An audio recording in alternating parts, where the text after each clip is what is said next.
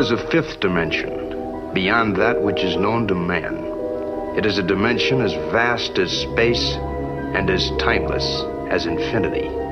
It is the middle ground between light and shadow, between science and superstition, and it lies between the pit of man's fears and the summit of his knowledge. This is the dimension of imagination. It is an area which we call the Twilight Zone.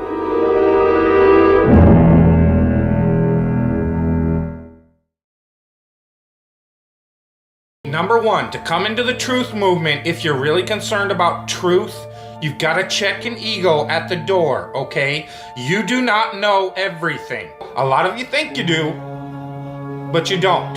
I certainly don't. Through your school system, through your education that you're so proud of, that builds your whole ego, your whole value in life, it's impossible for you to discard it and admit you were deceived. Let me tell you something. You've been deceived. It's not your fault. You can let go of your ego. Nobody's gonna laugh at you except other people that can't let go of their ego. But people that have caught on to the con and realized the power grab that's taken place, they're not gonna laugh at you. They're gonna welcome you.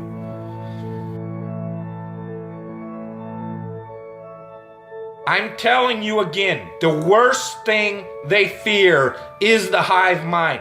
The one thing they fear is 300 million people in the United States coming together on one topic and saying, this makes no sense.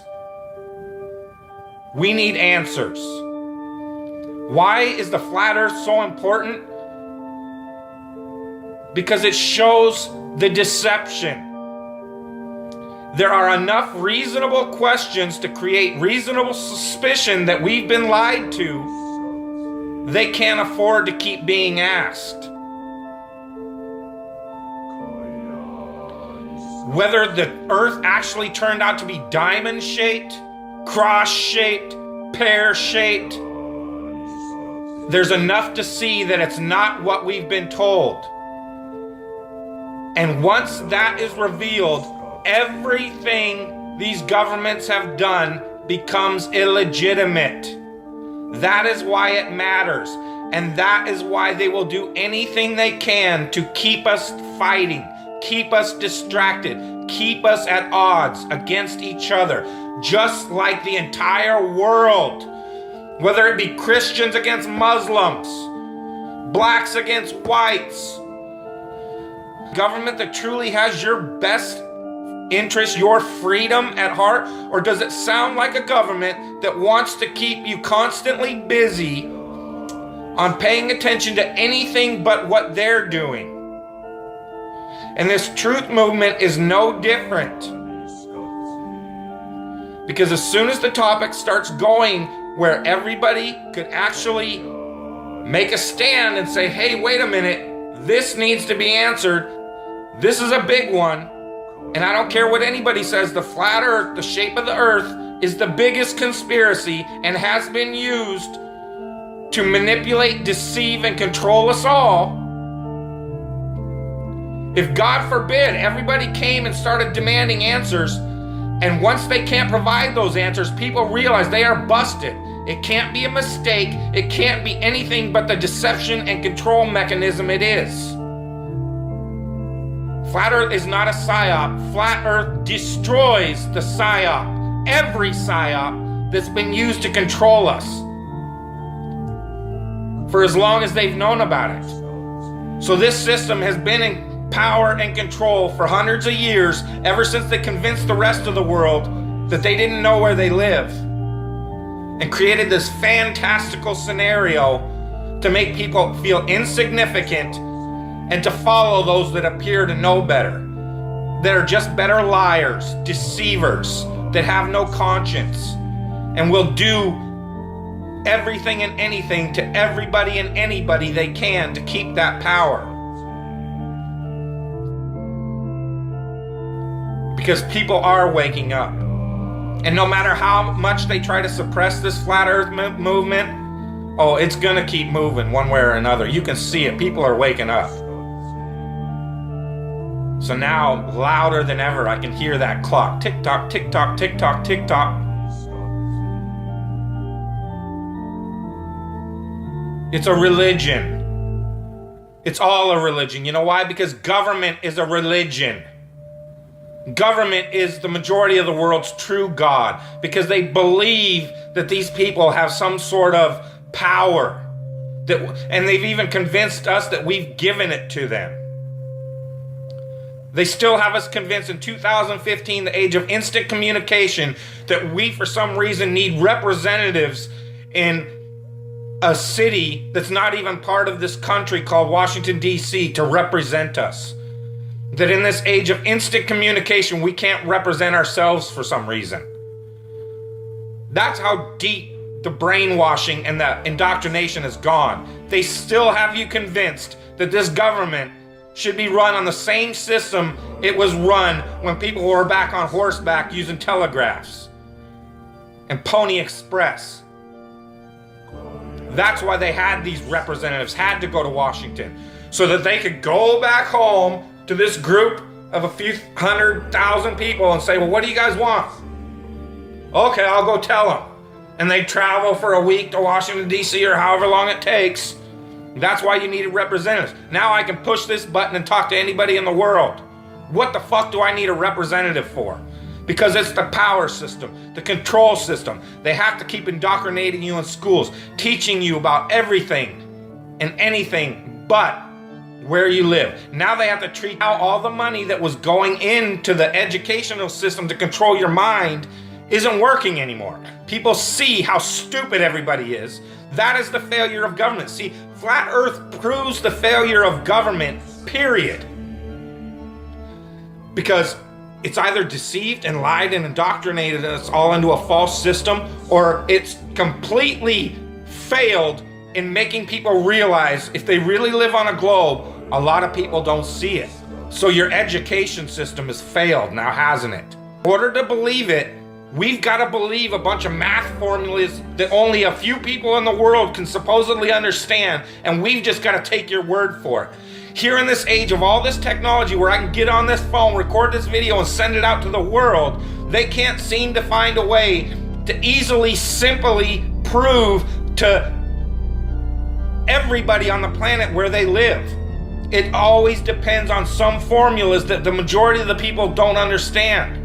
And again, the people that do understand it don't understand it. They either that know it's bullshit or they believe it's bullshit because it's just religion and it's not proven. It's just twisted formulas to fit their agenda. It doesn't wash out in reality. What difference does it make? What difference does it make? Yeah, that's their favorite line. Got a lot of people, what difference does it make? You can't figure out what difference it makes? If you can't figure out what difference it makes that the people running your world have fucking lied to you over and over your whole life, if you can't figure out that someone lying to you is trying to control you. Suppressing of information, of knowledge, is control. Deception of information and knowledge is a form of control. So what difference does it make? It makes a big difference, because once they start omitting information or lying about information about where you live, they're doing it to control you, period. Why am I having to explain this to critical thinkers in the truth movement? Where you live, it's been a lie the whole time. And if everybody would just come together and demand answers, they would be in checkmate. They would not know what the fuck to do. They cannot prove it. They can't prove the globe because it doesn't exist. So once you call on them, they're done. You then remove them from power and go from there. That rips down all the other conspiracies. You then have access to all these top secret government files, that national security that they hide all the evidence under. The way you control billions of people is to keep them divided and fighting each other. So they focus on anything and everything but you and how you're controlling them all. If it's true, does it change how I live my life?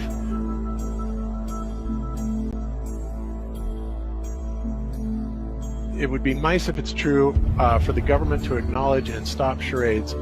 However, I find it really hard, especially knowing someone that works for NASA and his job is to get new packages ready, yada, yada, yada.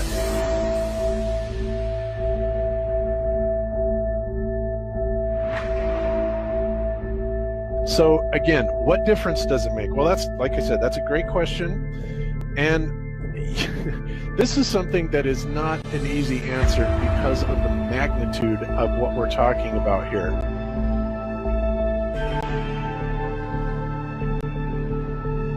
How it will change your life, first of all, when you understand it, it is dramatic, to say the least.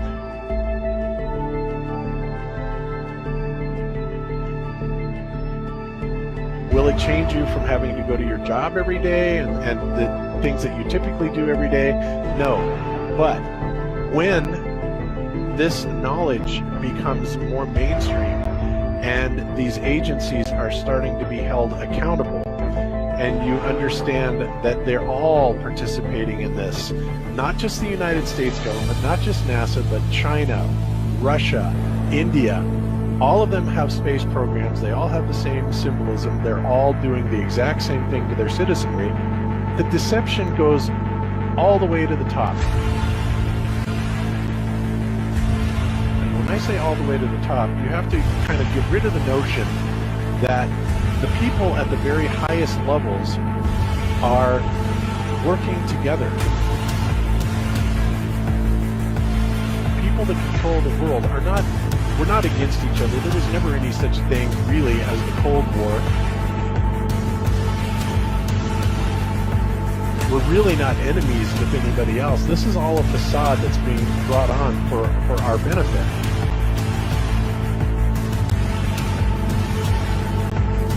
But the people that are in power, that have all the money, the Rockefellers, the Rothschilds, the Morgans, the on and on and on, these are the people that literally run the central banking system, which of course has permeated the entire world. And any country that tries to get away from it, their leaders are quickly assassinated. It goes on and on and on. So you have to understand, and I think you have to understand conspiracies a little bit to understand the magnitude of this deception. So why would they do this? Why are they trying to hide the fact that we are on an infinite plane or on a flat earth rather than a ball? The answer to that, there's a lot of answers to that, but in my personal opinion, if you isolate people into the idea that they're on a blue marble that's in the middle of a universe that is really insignificant and there's thousands or millions and billions of other worlds and possibly other civilizations, that makes most people think that we are insignificant and that, you know, we did actually come about, you know, as some sort of an accident. All right. Now, when people believe that, it is their minds are much more malleable into being given the idea that, you know, there is no God, there is no creator, that all of this is just some sort of random happenstance. And because of that, you know, that also gives the controllers kind of this fertile soil to build other deceptions on, okay? And it's all about control. Remember, it's not about money. Money is irrelevant. They print the money, right? Money is just, you know, something that you and I agree has value, but it really is just pieces of paper, right? These people are printing the money. They can print money all day long if they want to, and they do. So it's not about that. It's not just about power either. It's about total control.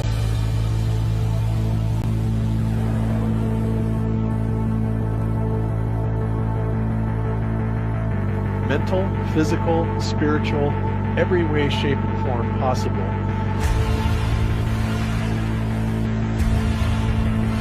And, you know, to wrap your head around this type of deception, you know, whether you're religious or not, you know, if you're religious, then you understand that this is Satan's plan all along.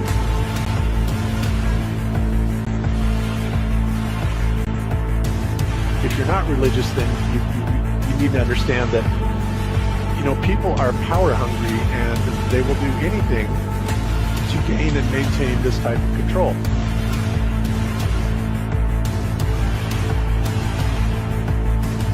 So ultimately, to get back to the question, how will it change? How will it change? Think about when this idea catches on and the awareness of the level of deception that we are kept under. I always look at those things too, as the fact that we would have that video of the sun going around, or a 24-hour sun video like that in every classroom in the world, because it essentially, if shown to be true, would be proof of the globe.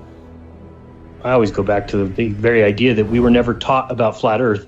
Just imagine for a second that flat Earth is silly and ridiculous as everyone makes it out to be. So if that were the case, then why wouldn't a whole 2 weeks of class in 6th grade, 7th grade, 8th grade be spent having half the class argue on behalf of flat Earth and having the other half argue on behalf of the globe, have them come up with ideas and thoughts and experiments, and then you put those into action, and then you come together at the end of the 2 weeks and you show which one clearly has more evidence, and then people walk away and they would understand why they live on a globe, they would believe they lived on a globe, they would have proof they lived on a globe.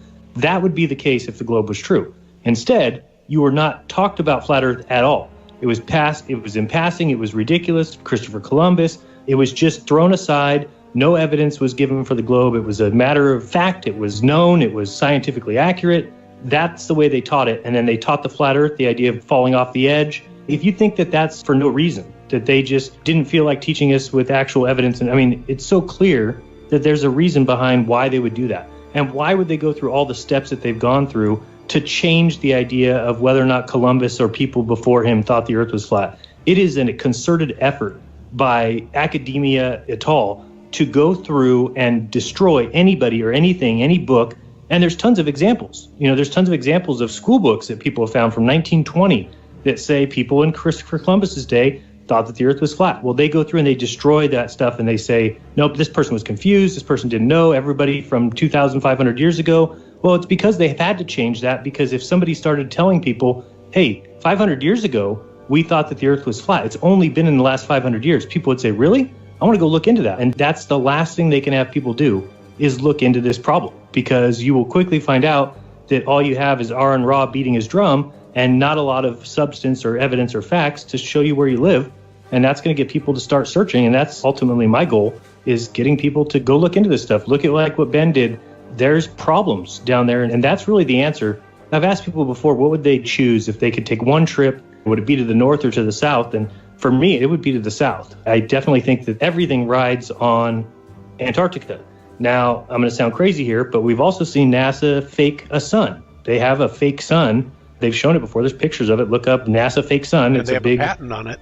They have a patent on it. It's got a bunch of bulbs. And it's not out of the question to picture that there's these isolated spots in Antarctica, right? So there's these few bases or whatever. Well, it's not out of the question to think that they would throw a little balloon up with a fake sun and it go around. People might think that's crazy. Oh my goodness, you're out of your... Well, if you don't understand what this lie means to the higher ups, and you look at the fact that somebody gets $52 million a day, that it would be very easy to conceive. They've got balloons they can put up with 8,000-pound apparatuses that stay up for a year. So if that's that easy, this is easier than that. You put up the fake sun for 6 months or 3 months, whatever it needs to be, and you program it to go around that base where those people are. So to me, it's not out of the question. I would have to see it. I mean, I think that the reason we don't see videos of that is because I'm pretty sure somebody with any kind of forensic ability would be able to look at the image and clearly see the difference between the sun and a big light that NASA put up there.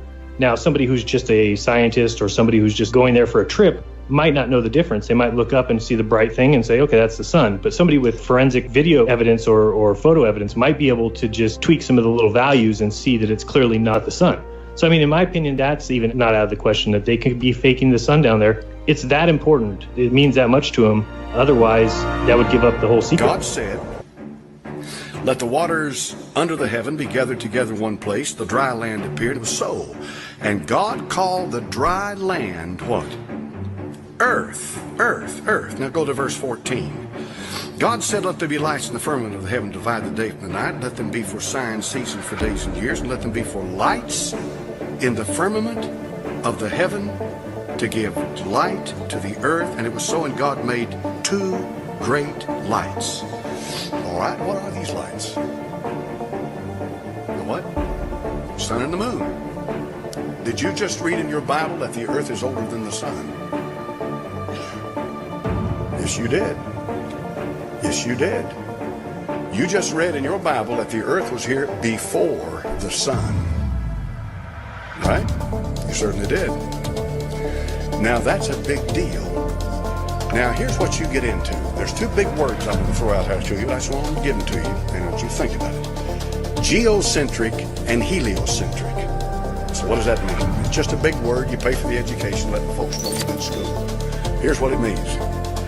Geocentric means that the earth is the center of the universe. Heliocentric means that the sun is the center of the universe, known universe, our solar system, and everything revolves around the sun. With a geocentric view, the sun and everything revolves around the earth, and the earth is fixed where it is. Now, here's the thing. My little excursion into this has revealed that most of the people that believe in a geocentric view of the earth also believe that the earth is flat. I'm going to throw some things out there for you this morning. I love debate. If what you believe is real, and you really believe it, and you have a foundation for that belief, you should be able to defend it. I have no respect for somebody who says, well, I believe this and that, and you don't have anything to back it up. I'm not saying I believe in a flat earth. No. But there are some interesting points they make. Let me give you one. How many understand if the earth is a ball out here in space, then it has a curvature to it, right? It has a curvature. It's going to have a curvature. You're going to see a curvature. Now, what's going to be more apparent is the higher you get, the more you're going to be able to see the curvature, right? In other words, you have to get to a point in space where you're able to look down on the earth and see the curvature of the earth. And therefore, prove without a doubt that the earth is round. Now, this gets into the scientific geology or geography or whatever they are, who measure things like this. But did you know that in Lake Michigan, Chicago, Illinois sits on the western bank of Lake Michigan? How many of y'all know that? Chicago, Illinois, it's a good-sized town. At one time, Chicago was the second largest town in America. Chicago, Illinois. It sits right there. It butts right up against Lake Michigan. Right up against it, Lake Michigan. You can go 40 miles across the peninsular part of Michigan. I forget the name of the town over there, and it's in another state. And you can get out there on a boat 40-something miles away from Chicago and look across Lake Michigan, and you can see the skyline of Chicago, Illinois. A meteorologist was talking about what he called what is that thing? A mirage. A mirage. A phenomenon of a mirage. That makes sense, doesn't it? That makes sense for the curvature of the earth. How many are following me here now? See, he was trying to explain to people, how can we 40 miles away see Chicago? What you're seeing here is a mirage. And he was explaining to them how that the light was coming up and bouncing back down, and it was a mirage. You weren't really seeing Chicago by looking straight at it. You were seeing a reflection of Chicago through the clouds and the atmosphere and whatever else is up there. So these guys up there, they got in this boat. You've always got somebody like this.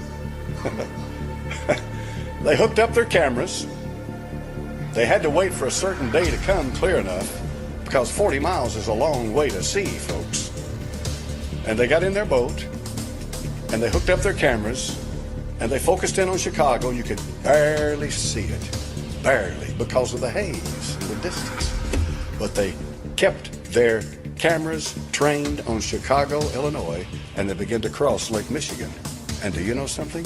Nothing ever changed except Chicago got clearer. Now, if you're following me in all of this, here's the point. If the earth is curved, they should not have been able to see Chicago 40 miles away. Is that right? I'm not saying I believe it, but it makes me think. How did they see Chicago? Airline pilots, when they go up, flight level, let's say 30, 35, in other words, 30,000 or 35,000 feet in the air. Let's say they're up there at 35,000 feet. As they rise in that aircraft, did you know what amazing thing happens? The horizon rises.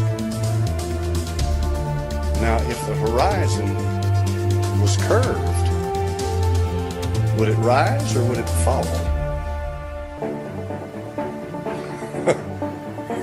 So you believe in the flat earth? No, but I believe in listening to what they got to say. You see, here's their point. Their point is that God made the earth and he made everything else as it relates to the earth. And the earth is the center of God's plan for man. And that it is here the issue of sin and salvation is settled. And that because of that, the earth is primary and is of primary importance in God's creation. In plain words, you're not going to find anything out there that is nearly as important as what you've got going on here. Now, as far as that's concerned, I go with them 100%. I'm going to read a little more about the flat earth. Here's why. I may never believe the earth is flat, but I may learn a lot of things from it that may help me understand my Bible in ways that I could never understand it before.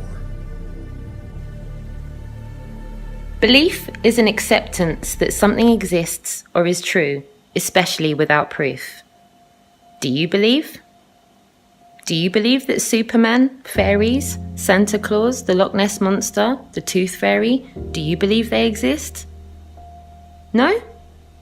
So why do you believe in a globe Earth? What is your evidence? Or is it a belief, a hand-me-down of repeating so-called knowledge without proof? For instance, a teacher teaching a student about fire-breathing flying dragons, who later becomes a teacher teaching about fire-breathing flying dragons. We live on a flat plane of existence, where water finds its level. The horizon line is always flat and rises to eye level, no matter how high you go. Objects only converge into the horizon and disappear once they are past the vanishing point of a person's vision. Whenever an object passes the vanishing point of an observer's vision, the observer can bring the object back into view by zooming in with either binoculars, a high-zoom powered camera, or a telescope.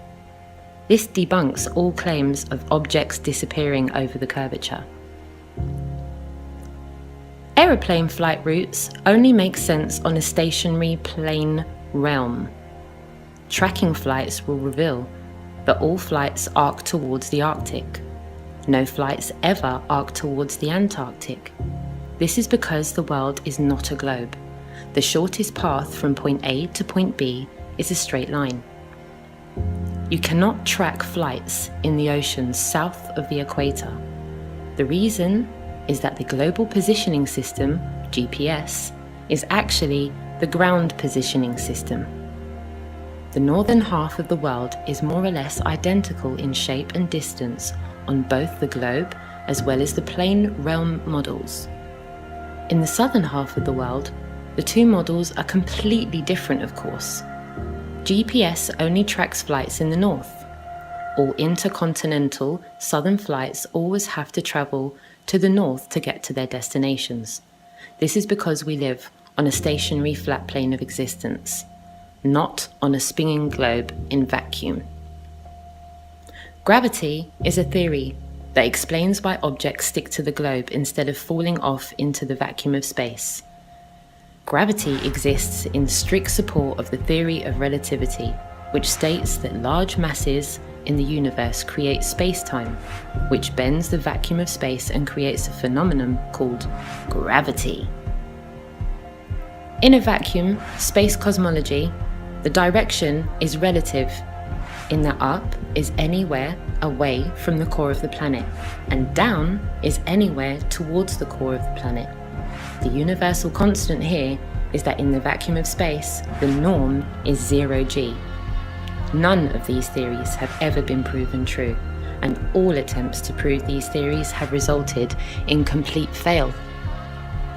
Plain Earth realm cosmologies reject the theory of relativity. This means that there is no need for gravity and space-time to explain its physics. We know that in order for something to have properties, it must exist. A vacuum is a lack of matter. How can something non-existent have properties? How can nothingness bend and curve? It can't. This proves that there is no science behind space-time or gravity, and that the two theories are fabrications of the imagination rooted in magic, rather than real physics and science. Plain Earth cosmologies instead claim that reality is absolutist, in nature rather than relative. This means that the universal constant is 1g, objectively and absolutely down, instead of 0g. There is no natural 0g. All matter, when placed in a vacuum, will objectively fall downwards. Not because it is pulled by the gravity of anything, but rather because the entire physics of the plane realm is absolutist in nature, where up is definitely up and down is definitely down. This is in complete accordance with everything that we can scientifically observe, test, and repeat. This is only possible on a flat plane of existence. It is completely impossible on a globe heliocentric model.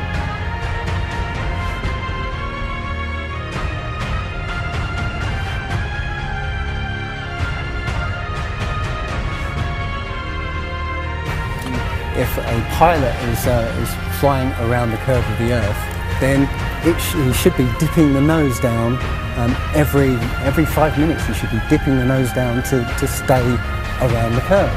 But the thing that really got me interested was, as you say, the gyroscope. In a plane, there is an artificial horizon, okay, and it's based on the gyroscope. And if you spin a gyroscope on a surface, it will want to stay upright. You can twist and tilt the surface as much as you like, the gyroscope will stay upright. So if a plane has a gyroscope and it starts following the curve of the Earth, the gyroscope would stay upright, which means the artificial horizon will start to roll backwards. Mm-hmm. But it doesn't. Mm-hmm. That's absolute proof that a plane flies over a flat surface rather than a curved one. Because I asked the pilot on my last flight, do you ever notice the artificial horizon rolling backwards? He said, no, but the artificial horizon has complex electronics in it to make sure it knows where it is on the Earth and it compensates. But I went to the manufacturer of the artificial horizon, and they confirmed to me that it's completely mechanical, nothing electronic in it whatsoever. So it's literally just a gyroscope that can freely move. So that right there is proof to me that planes fly over a plane. And if we lived on a ball, we would know it. We would know it, man. We would know it. It's flat as fuck. I don't know how much more I can, tell you, or how many times I gotta say it. No matter where you go, you're all over this earth. It's flat. The lands are flat. With topography. It's flat, man. The sea level's flat. Sea floor is flat. Horizon is flat. The earth is flat. I just don't understand why people can't understand this. And I think more people are like, no way, there's no way our government could be lying to us about something like that. There's no way that all of these scientists that they pumped up and propped up is lying to us in the past. There's no way that everything I learned in school was a bunch of bullshit. There's no fucking way. And I think that's why people are, you know, they can't get it. They don't grasp it. You know, they don't, they just can't put the 1 + 1 together.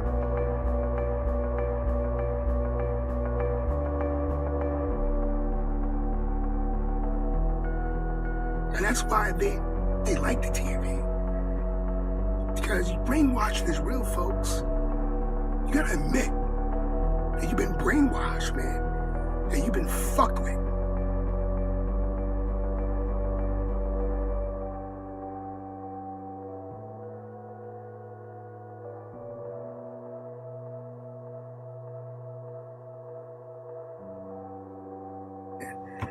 That you present people with evidence, you know, you get people to think, and they just can't get it through their thick skulls, man. Like they've been lied to like that. You know, they ain't never seen curvature before. They ain't never seen the Earth from the view that NASA says, you know, we live on, you know. Perfect sphere. How does water bend into a ball, man? What's holding up the water? It's a perfect sphere. What's holding up the water to curve it into a ball? You're not even fucking thinking, man.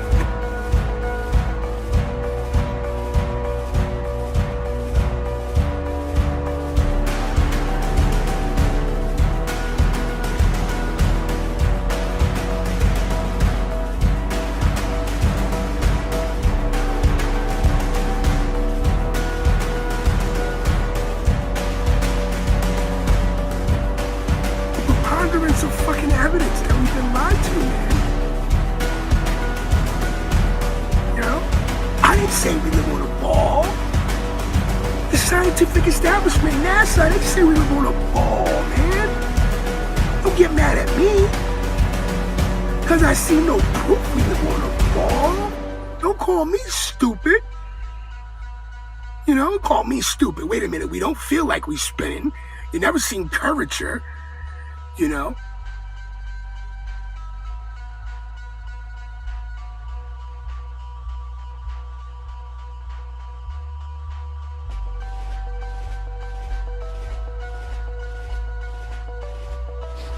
The Earth does not curve downwards anywhere. What country, what state, what continent does the Earth curve downwards? Not only that the Earth does not curve downwards, it does not curve upwards. You live on a flat, stationary plane. You do not live on a ball. You do not live on a spinning ball. You do not live on a tilted spinning ball. You've been lied to. Your whole entire life.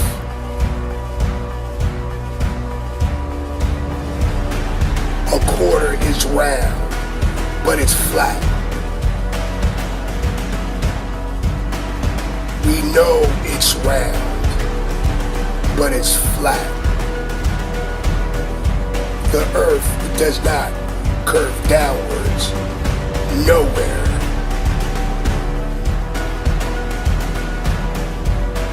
Wake the fuck